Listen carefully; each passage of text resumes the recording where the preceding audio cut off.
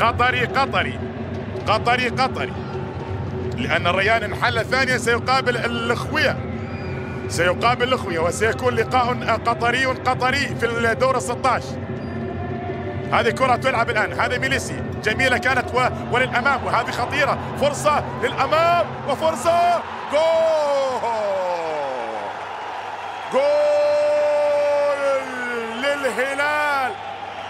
الهلال يسجل ويتقدم، الزعيم السعودي يسجل ويتقدم، والهدف بالفعل ياتي بلمسة للهلال. تقدم للأمام ميليسي، نعم نيكولا ميليسي، بدأت من العابد ثم نفس اللاعب ثم عمر خريبين، تابعها نواف العابد، والمتابعة كانت الأخيرة من ميليسي.